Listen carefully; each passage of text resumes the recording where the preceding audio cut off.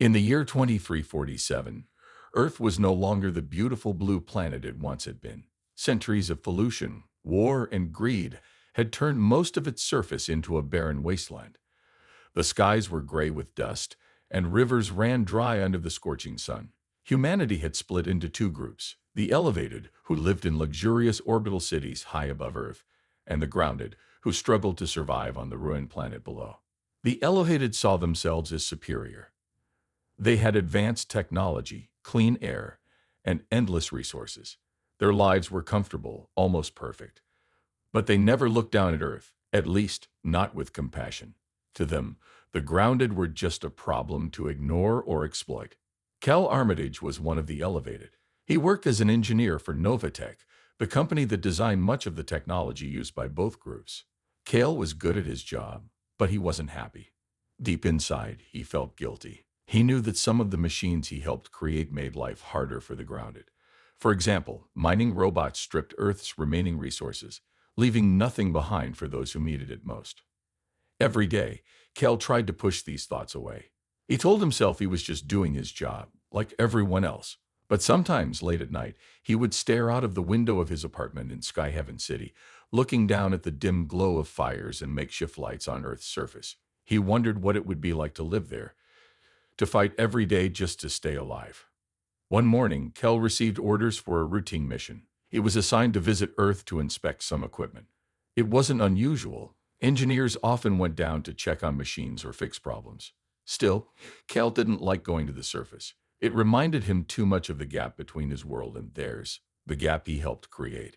When he arrived, the air smelled strange, thick with ash and smoke. He wore a protective suit to breathe safely. Around him, the ground was cracked and dry, littered with broken metal and debris.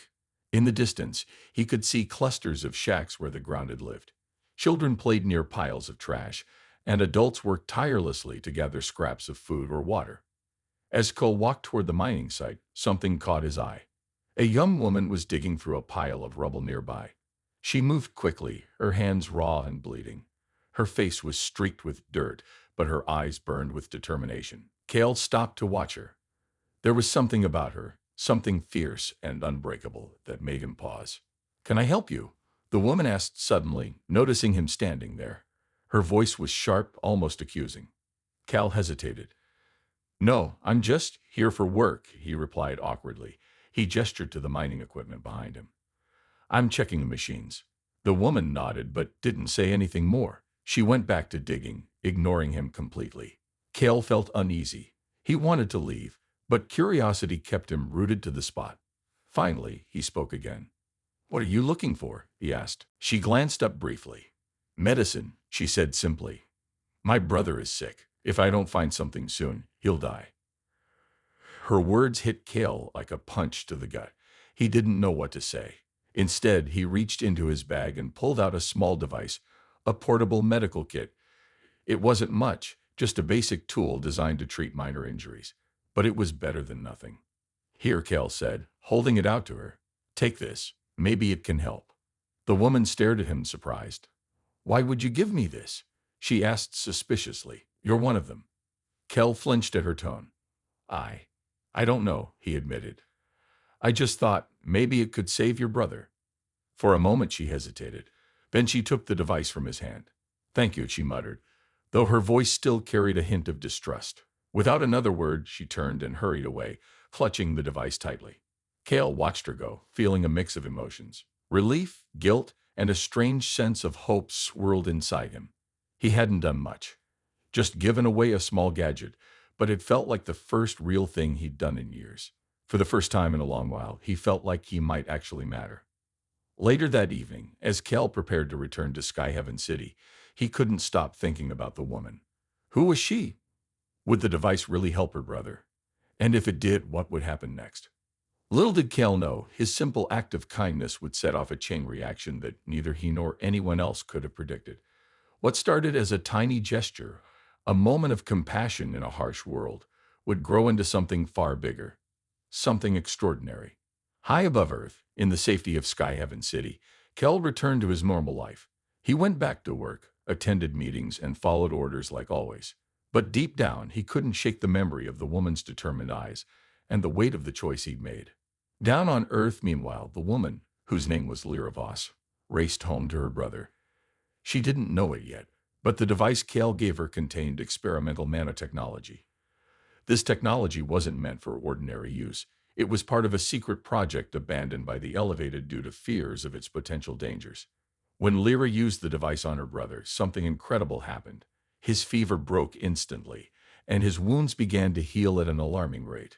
Within hours, he was sitting up, stronger than ever before. But that was only the beginning. Over the next few days, Lyra noticed other changes in her brother. He could run faster, lift heavier objects, and recover from injuries almost instantly. Word spread quickly among the grounded. People whispered about the miracle child, the boy who had been saved by a mysterious device. Some saw it as a sign of hope, a glimpse of a brighter future. Others grew angry, wondering why such powerful tools existed only for the elevated and not for them. Back in Sky Heaven City, Kel remained unaware of the impact of his actions. Life went on as usual, or so it seemed. But somewhere deep within the system, alarms began to sound. Traces of the stolen device's activity had been detected, and the leaders of the Elevated were not pleased. What started as a single act of kindness was about to become the spark that ignited a revolution. And Kale, whether he liked it or not, was at the center of it all. Lyra Voss couldn't believe what she was seeing. Her brother Dax had been on the verge of death just days ago. Now he was running around their small home like nothing had ever been wrong with him. His wounds were gone, his strength had returned, and he seemed healthier than ever before. But there was something else, something strange. One evening, Lyra watched as Dax picked up a heavy metal beam that had fallen near their shelter. It was something no ordinary person could do, not without help. Yet Dax lifted it effortlessly, as if it weighed nothing more than a twig. Lyra's heart raced. She didn't understand how this was possible, but she knew one thing for sure. The device Kale had given her wasn't just a normal medical tool. "What's happening to me?" Dax asked, looking at his hands in wonder. He sounded scared but also excited, like a child discovering a new game. "I don't know," Lyra admitted softly. She knelt beside him, her mind spinning with questions. "But we need to keep this quiet for now." Dax nodded, though his eyes still glowed with curiosity. Lyra wrapped an arm around him, trying to hide her own fear. Whatever was happening to Dax was extraordinary, but it could also be dangerous. If the wrong people found out, they might take him away. Or worse. News traveled fast in the wastelands. Within days, rumors began spreading among the grounded about a boy who had miraculous powers. Some called him the miracle child. Others whispered that he was a sign of hope, a glimpse of what humanity could become if they fought back against the Elevated. Soon, strangers started showing up at Lyra's door, asking to see Dax or begging for answers about the device that had healed him. At first, Lyra tried to turn them away. She didn't want attention. She just wanted to protect her brother. But the visitors kept coming, and some even offered to trade valuable supplies for information. Desperate to shield Dax from prying eyes, Lyra decided to move him to a safer place deep in the ruins, far from the crowded settlements. As they packed their belongings, Lyra couldn't stop thinking about the man who had given her the device, the man named Kale. Who was he? Why had he helped them when so many others wouldn't? And most importantly, where had he gotten such advanced technology? Meanwhile, high above Earth in Sky Heaven City, Cal Armitage went about his daily routine, oblivious to the chaos unfolding below. He attended meetings, reviewed designs, and followed orders like always. But something inside him had shifted since his encounter with Lyra. For the first time in years, he felt a flicker of purpose, a sense that maybe he could make a difference, however small. That flicker turned into a flame when Kel received a message from Novatech's security division.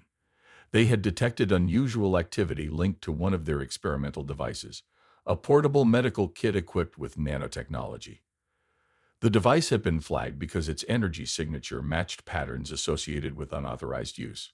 Kel froze when he read the report. His stomach churned as he realized what it meant. The device he had given to Lyra hadn't gone unnoticed. Someone, probably someone powerful, knew it was missing, and they were searching for answers. "Do you have any idea how this happened?" asked Commander Vera, the head of security, during a tense briefing later that day. Her sharp eyes scanned the room, landing briefly on Kale. "This tech is highly classified. If it falls into the wrong hands, it won't happen again," another engineer interrupted quickly, breaking the silence. "We'll tighten protocols immediately." Kale stayed quiet, his mind racing. He wanted to speak up, to explain that the device had been misplaced by accident, but he couldn't. Doing so would mean admitting his role in giving it away. And if anyone discovered that he had helped a grounded woman, the consequences would be severe. When the meeting ended, Kel hurried back to his office, his heart pounding. He stared at his computer screen, scrolling through files related to the project. As he read, his guilt deepened. The nanotechnology in the device wasn't just experimental. It was part of a program designed to enhance human abilities. The Elevated had abandoned the project years ago due to concerns about its unpredictability. What if Lyra's brother was already experiencing side effects? What if the technology caused harm instead of healing? Kel clenched his fists, torn between fear and regret. He had acted out of kindness, but now he wondered if he had made a terrible mistake. Back on Earth, tensions continued to rise. Word of the miracle child reached the ears of rebel leaders among the grounded. These rebels had long dreamed of overthrowing the Elevated and reclaiming Earth's resources for themselves. To them, Dax represented proof that the grounded could rise above their suffering, that they could become stronger, faster, and smarter than their oppressors. One night, a group of rebels approached Lyra and Dax in their hiding place. Their leader, a grizzled man named Jurek, stepped forward, his voice low but commanding.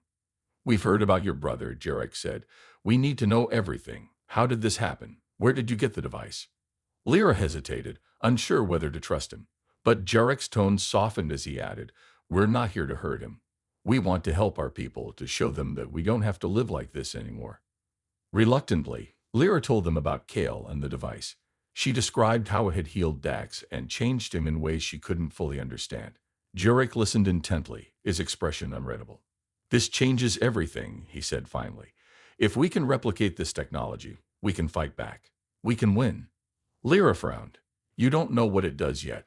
It could be dangerous." Jurek shrugged. "Every weapon is dangerous, but sometimes you have to take risks to survive." Before Lyra could argue further, Jurek turned to leave, promising to send reinforcements to guard their location.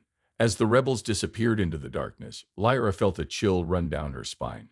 She had hoped to keep Dax safe, but now it seemed his secret was slipping out of her control. Days turned into weeks, and the situation grew more complicated. On one side, the Elevated launched investigations to track down the stolen device. Enforcers patrolled the wastelands, questioning anyone who might have seen or heard something unusual. On the other side, the grounded began organizing, inspired by the legend of the miracle child. They saw Dax as a symbol of hope, and perhaps a weapon to use against their oppressors. Caught in the middle, Lyra struggled to protect her brother while grappling with her own doubts. Was the device truly a gift, or was it a curse? And what would happen when the Elevated finally discovered the truth? High above, Kale wrestled with similar questions. He had intended to do good, but now he feared he had unleashed something far beyond his control. As events spiraled toward conflict, both Kale and Lyra realized that their worlds were about to collide, and neither would ever be the same again. The wastelands were alive with whispers. Stories of the miracle child spread like wildfire among the grounded. Some saw him as a hero, a sign that their suffering might finally end. Others feared him, unsure whether his powers were a blessing or a curse. But everyone agreed on one thing: Dax was different, and that difference made him important. Lyra did her best to shield her brother from the growing attention. She moved him deeper into the ruins, away from prying eyes. But no matter how far they went, people found them. Rebels, scavengers, even desperate families hoping for a miracle, all came seeking answers. Lyra refused to let anyone near Dax, but the pressure was mounting. She couldn't protect him forever. One evening, as the sun dipped below the horizon, casting long shadows across the cracked earth, Lyra sat beside Dax. He was practicing jumping over broken walls, his movements swift and effortless. Watching him, Lyra felt a mix of pride and fear. Her little brother wasn't just healing, he was changing. Every day, he grew stronger, faster, and more confident. But what if those changes came at a cost? "Why are you looking at me like that?" Dax asked suddenly, breaking her thoughts. His voice was playful, but there was a hint of worry in his eyes. "I'm just thinking," Lyra replied softly. "About what's happening to you." Dax frowned. "Do you think it's bad?" "No," Lyra said quickly. "I don't know. It's just new. We need to understand it better before we tell anyone else." Dax nodded, though he didn't look convinced. Lyra sighed, wishing she had more answers. She still didn't fully understand the device Kel had given her, or why it had such incredible power. But she knew one thing: finding Kale was the only way to learn the truth. Tracking down Kale wasn't easy. Lyra didn't even know his last name or where exactly he lived in Skyhaven City. All she had was a vague memory of his face and the fact that he worked for Novatech. Determined to find him, she began asking around whenever envoys from the elevated visited Earth. These visits were rare, but when they happened, Lyra seized the opportunity. Finally, after weeks of searching, she got lucky. A grounded trader who occasionally dealt with the elevated recognized Kel's description. "Yeah, I've seen him," the trader said.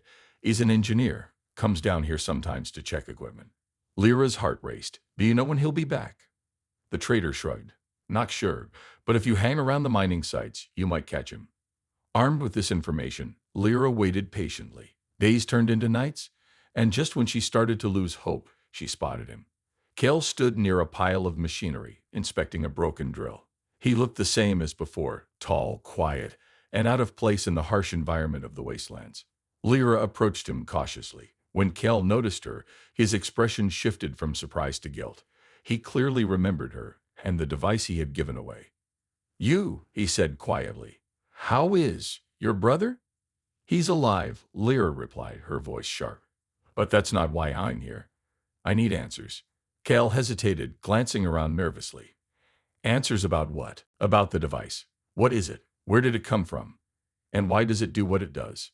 Kel swallowed hard. He wanted to walk away, to pretend he didn't know anything.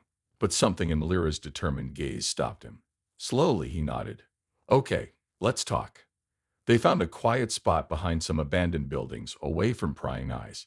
Kale explained everything he knew about the device. It was part of a secret project called Genesis, designed to enhance human abilities using advanced nanotechnology.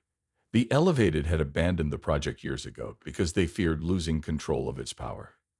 The device Lyra had was one of the last prototypes.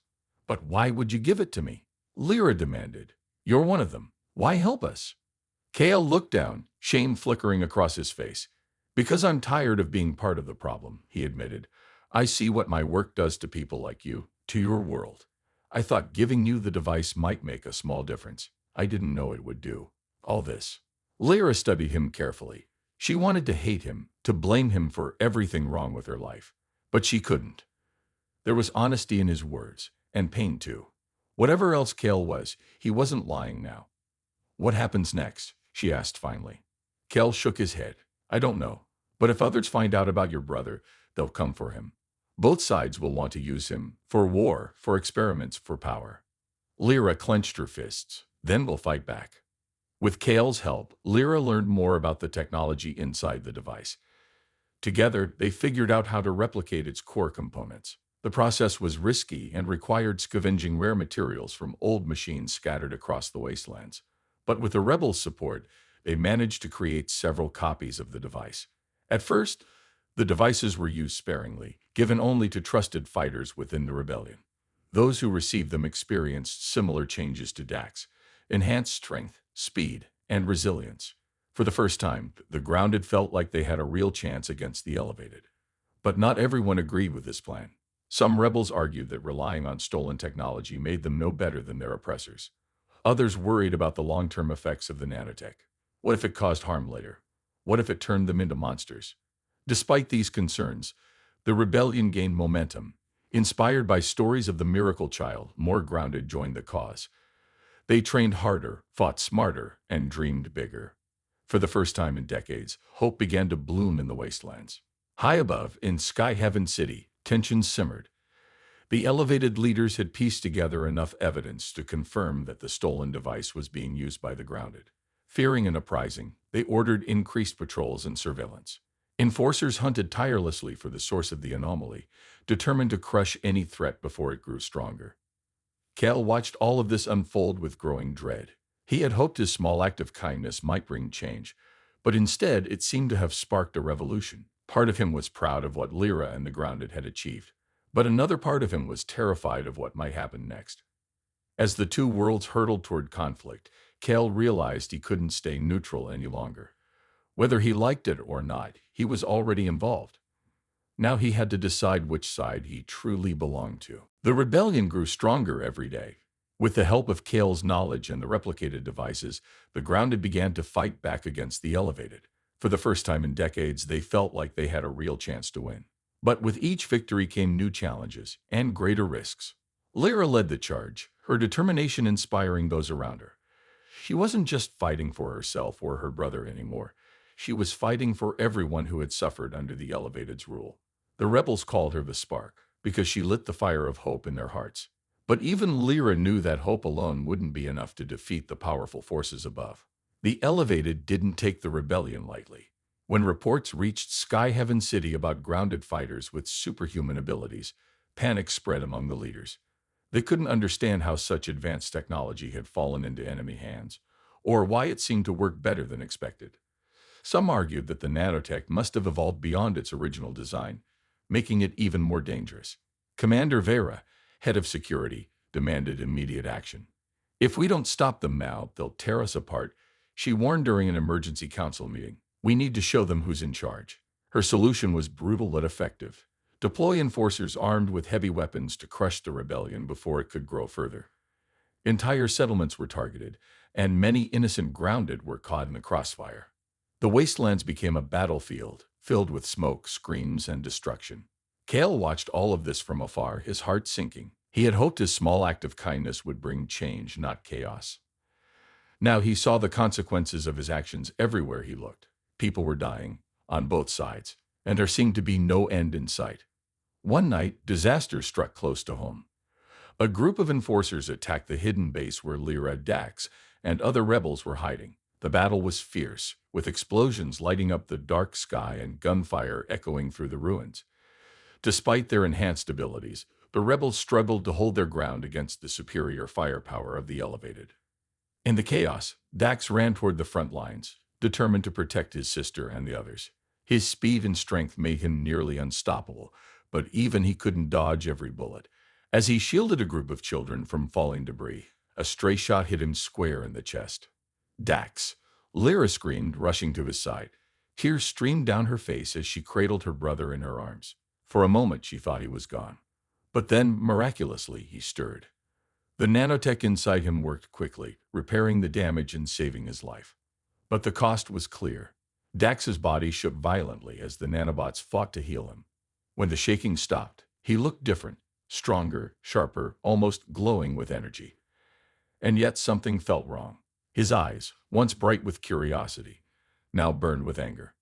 I'm done running, Dax said, his voice low and steady. It's time to end this.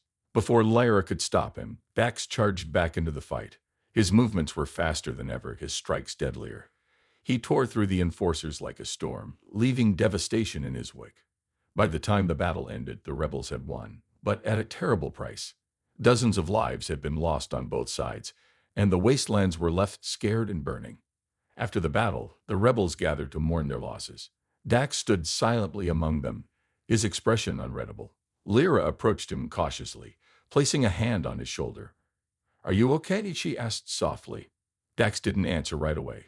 When he finally spoke, his voice was cold. I did what I had to do. That's all that matters. Lyra frowned. This isn't who we are, Dax. We fight to survive, not to destroy. Maybe that's what we should have done from the start, Dax replied bitterly. They've taken everything from us. Why shouldn't we take everything from them? His words sent a chill through the crowd. Lyra realized that the nanotech had changed him more than she realized. Not just physically, but emotionally too. Dax was becoming someone she barely recognized. The fallout from the attack reached Sky Heaven City quickly. The Elevated leaders were furious. Not only had the grounded resisted their forces, but they had also inflicted significant damage. Fearing another uprising, the council decided to use their ultimate weapon, the Eclipse Cannon. This massive device, orbiting Earth, was capable of obliterating entire cities with a single blast. We will give them one chance to surrender, Commander Vera announced. If they refuse, we will wipe them out completely. When news of the Eclipse Cannon reached the rebels, fear rippled through their ranks. Even with their enhanced abilities, they couldn't stand against such overwhelming power. Desperate for a solution, Lyra turned to Cal. There has to be a way to stop it, she pleaded. You designed these machines. You know how they work. Cal hesitated. Breaking into Sky Heaven City and disabling the cannon would be nearly impossible, and suicidal. But as he looked into Lyra's determined eyes, he knew he couldn't say no. If anyone could stop the madness, it was her. "I'll do it," Kel said finally. "But I'll need your help." Together, Kale and Lyra devised a risky plan. Using stolen maps and insider knowledge, they identified a weak point in the orbital city's defenses. With a small team of trusted rebels, including Dax, they prepared to infiltrate Sky Heaven City and sabotage the cannon from within. On the night of the mission, the team launched themselves into space using a modified shuttle. The journey was tense and silent, each member aware of the danger ahead. When they arrived at the orbital city, they split up to avoid detection. Kale led the way, guiding them through narrow maintenance tunnels toward the control room. Along the way, they encountered enforcers and automated drones, forcing them to fight their way forward. Dax proved invaluable, his enhanced abilities allowing him to take down enemies with ease. But the strain of combat pushed him closer to his breaking point, his rage growing with every step. Finally, they reached the control room. Inside, technicians scrambled to prepare the cannon for firing. Kale quickly set to work disabling the system, its fingers flying over the controls. Lyra and the others kept watch, holding off waves of enforcers pouring into the room. As alarms blared and chaos erupted, Kale faced a grim choice. The only way to fully disable the cannon was to trigger a self-destruct sequence, one that would destroy the entire facility, including himself. "Go," Kale shouted to Lyra and the others. "I'll finish this." "No," Lyra protested, tears in her eyes. "There has to be another way." "There isn't," Kale replied firmly. "Just promise me you'll keep fighting, for both of us." Reluctantly, Lyra nodded. She grabbed Dax's arm and pulled him away, though he resisted at first. Together, the team escaped through the tunnels, reaching the shuttle just as the countdown began. Behind them, the orbital city shook violently. A blinding flash lit up the sky as the cannon exploded, taking Kale with it. The rebels watched in silence, their hearts heavy with loss. Back on Earth, the grounded celebrated their victory. Without the threat of the Eclipse cannon, they were free to continue their fight. But the cost weighed heavily on everyone, especially Lyra. She vowed to honor Kale's sacrifice by building a better future, one where no one had to suffer again. Though the war was far from over, the rebellion had proven one thing: even the smallest acts of kindness could spark miracles. And sometimes those miracles required great sacrifices to truly change the world. The explosion of the Eclipse cannon sent shockwaves through both worlds. In Sky Heaven City, the elevated were left reeling, not just from the destruction, but from the realization that their power wasn't absolute. For the first time, cracks began to form in their perfect society. Some among them started questioning whether their way of life was truly fair or sustainable. On Earth, the grounded celebrated their hard-fought victory. The threat of annihilation had been lifted, thanks to Kale's sacrifice. But the cost weighed heavily on everyone, especially Lyra. She couldn't stop thinking about Kale, the man who had risked everything to help her people. His final words echoed in her mind: "Keep fighting, for both of us." Dax, too, was changed by what had happened. After witnessing the devastation caused by his own rage during the battles, he began to understand the dangers of unchecked power. The nanotech inside him still surged with energy, but he learned to control it, channeling his strength not into anger, but into rebuilding. Slowly, he started to heal, not just physically, but emotionally as well. In the weeks that followed, the rebels worked tirelessly to repair the wastelands. With the replicated devices now carefully distributed, they used the nanotechnology to heal not only people but also the planet itself. Rivers began to flow again, plants sprouted in barren soil, and the air grew cleaner. It was slow progress, but every small change brought hope. Lyra became a symbol of unity for the grounded. She traveled across the wastelands, speaking to communities and urging them to work together. "We'd spent too long fighting each other," she told them. "Now it's time to build something new, something better." Her message reached even the elevated. Some of them, inspired by her vision of peace, began secretly aiding the grounded. They smuggled supplies, shared knowledge, and helped bridge the gap between the two worlds. Though many leaders resisted change, others saw the wisdom in cooperation. After all, Earth belonged to everyone, or no one at all. One day, representatives from both groups met in the ruins of an old city. It was a tense gathering, filled with suspicion and doubt. But Lyra stood tall, addressing the crowd with quiet confidence. "We fought for years," she said. "And for what? To prove who's stronger? Who's smarter? That hasn't gotten us anywhere.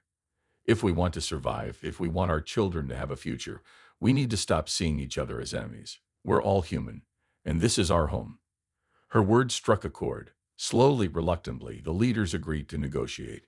Treaties were signed, resources were shared, and plans were made to restore Earth together. It wasn't perfect, and there were still disagreements, but it was a start. Amidst the rebuilding efforts, Dax found purpose in helping others. He trained young grounded fighters to use their enhanced abilities responsibly, teaching them discipline and compassion. Though he would never forget the horrors of war, he vowed to ensure that no one else suffered the same fate. As for Lyra, she often looked up at the stars, wondering if Kale could see what they had accomplished. She imagined him smiling, proud of the world they were creating, a world where kindness mattered more than power, and hope outweighed fear. Years later, Earth began to heal.